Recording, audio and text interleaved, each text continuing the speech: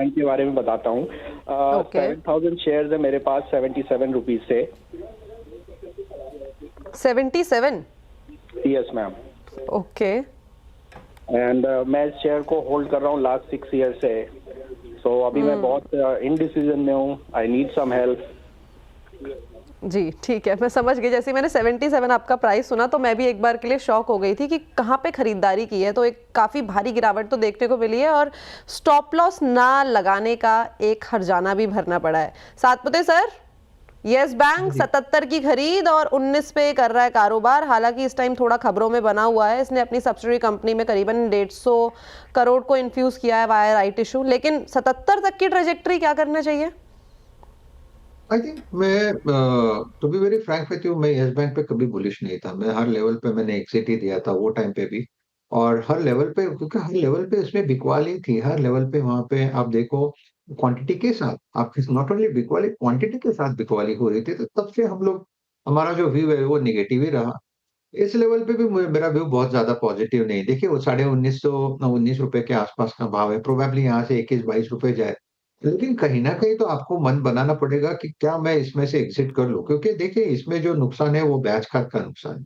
अगर आप 6-6 7-7 साल कोई काउंटर होल्ड करें और उसमें आउटपुट नहीं आता है, तो एक तो आपका जो प्रॉफिट एंड लॉस होता है वो तो अलग है, लेकिन ब्याज का भी तो नुकसान होता है। तो उससे अच्छा कि कोई और काउंटर ले ले। तो for me yes bank is avoid counter. आप एग्जिट करें, चाहे तो 21-22 के आसपास का अगर आपको भाव मिले तो आप एग्जिट करें, वो बात जुदा है। लेकिन काउंटर में दम नहीं है, इसमें पैसा मत फंसाइए। थोड़ा सा आप किसी और काउंटर में चले जाए तो वो ज्यादा बेहतर होगा। और मैं इट्स एन एग्जिट।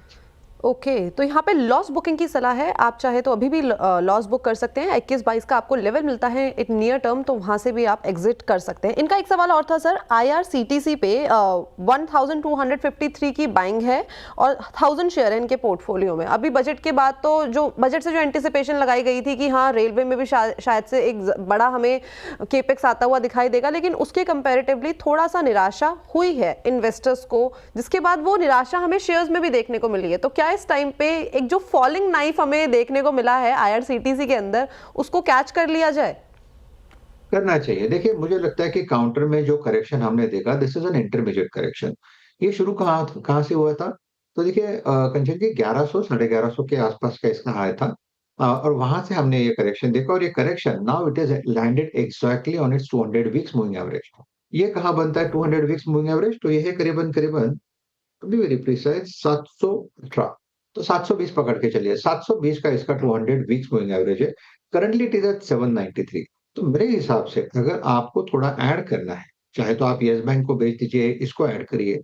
ऐड करना है तो हर पे IRCTC से ऐड करें। मेरे हिसाब से ये जो करेक्शन है, ये अभी एक्यूमुलेशन फेज में चला गया है। तो यहाँ से थोड़ा थोड़ा थोड़ा आप एक्यूमुलेट करके जाइए। मेरा इसका जो टारगेट है वो कम से कम रहेगा 900 से 950 का, एटलीस्ट फॉर शॉर्ट टर्म। तो यहाँ से मुंह मिलना चाहिए। तो आपको, मुझे नहीं लगता कि आपको एग्जिट करने की जरूरत है, क्योंकि ये एक अच्छा मोमेंटम देने वाला काउंटर है। बस फिलहाल इसका मोमेंटम लैकलस्टर है, लेकिन काउंटर बढ़िया है। This is a time to accumulate. Heavy loss में, लेकिन फिलहाल अभी अभी जिस लेवल पे कारोबार कर रहा है IRCTC, एक्यूमुलेट करने की सलाह है फिलहाल। स्ट्रेंथ अब यहाँ से देखने को मिलेगा। 900 से 950 का टारगेट राजेश जी की तरफ से आता हुआ। चलिए अब अगली कॉलर की तरफ चलते हैं और राम वोरा जी हमारे साथ जुड़ रहे हैं झारखंड से। राम जी सुप्रभात। जी नमस्कार। जी सर, आपका सवाल।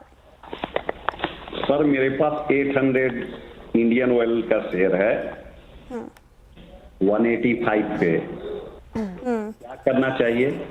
ठीक है, 185 पे इन्होंने खरीद रखा है और 127 के लेवल पर कारोबार कर रहा है और काफ़ी हायर साइड इनकी खरीद है। इनफैक्ट कल इस OMCs में अच्छी तेज़ी देखने को मिल रही थी हमें, और गोल्डमैन इनफैक्ट सारे ही ब्रोकरेज फर्म्स भी बुलिश नज़र आ रहे थे। क्या चार्ट्स में स्ट्रेंथ नज़र आ रहे हैं राजेश जी? IOC होल्ड करके चले 2 साल, फिलहाल 2 साल के नज़रिए से पूछ रहे हैं। डेफिनेटली मुझे लगता है कि ऑयल मार्केटिंग कंपनीज, एक तो हाई डिविडेंड यहाँ पे मिलता है, तो वो एक अलग बेनिफिट आपको मिलता है। तो ये पोर्टफोलियो वाले काउंटर है। हालांकि थोड़ा सा आप कह सकते हैं कि आपने ट्रेडिंग करते करते आप इन्वेस्टर बन गए, लेकिन ये इन्वेस्टर बन गए तो ये इस लेवल पे थोड़ा ऐड करिए। मेरे हिसाब से 120 से लेके 130, this is a time to accumulate IOC। मेरा इसका टारगेट करीबन 150 का है। 150 टू 155 इसका टारगेट बनता है, एटलीस्ट फॉर, आप कह सकते हैं कि शॉर्ट टर्म। तो आप यहाँ पे बाय करें। स्टॉप लॉस होगा 120 के नीचे। अगर आपको डिप में मिले तो और बेहतर है, 120 के नीचे यानी 115 का स्टॉप लॉस आप रखिए, 5 पॉइंट का तो स्टॉप लॉस रखना पड़ेगा। जैसे मैंने कहा 150 का टारगेट यहाँ पे एटलीस्ट फॉर शॉर्ट टर्म के लिए आप यहाँ पे रख सकते हैं। तो IOC, BPCL, HPCL, I think ये अभी एक्यूमुलेशन लेवल पे है, ये बाइंग जोन में है।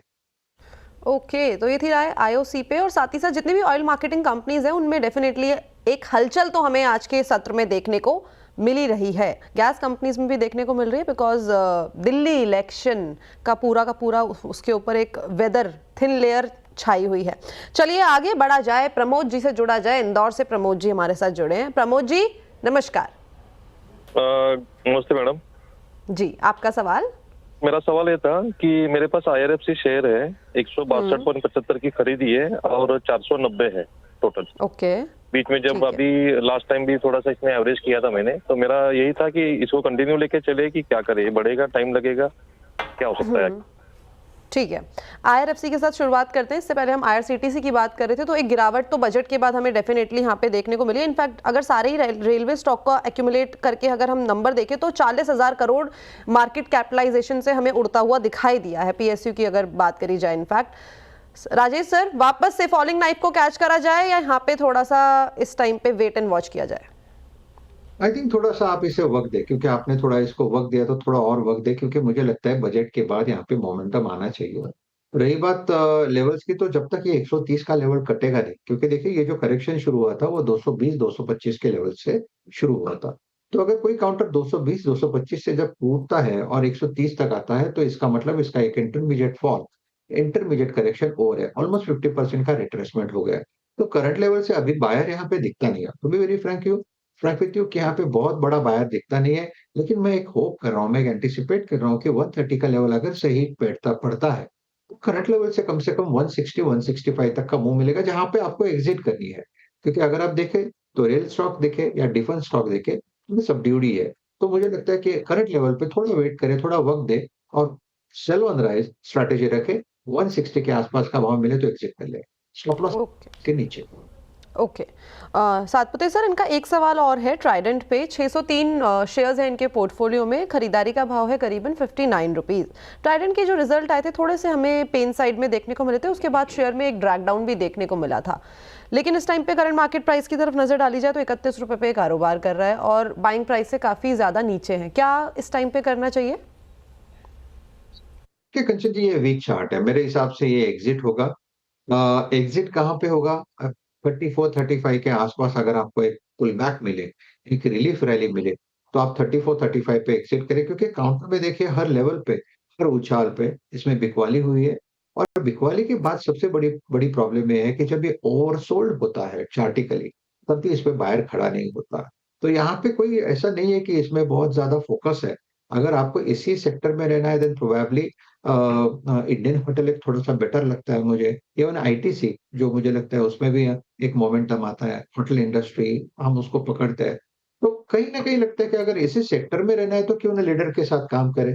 अगर आप, क्योंकि इसमें एक बेनिफिट ये होता है कि अगर गलती से हम अटक भी जाते हैं तो काउंटर आपको एक मोमेंटम देता है, एग्जिट देता है। लेकिन ये जो साइड काउंटर्स है, तो इसमें वो अपॉर्चुनिटी नहीं मिलती। So for me this is an exit. अगर आपको पुल बैक मिले तो और बेटर है।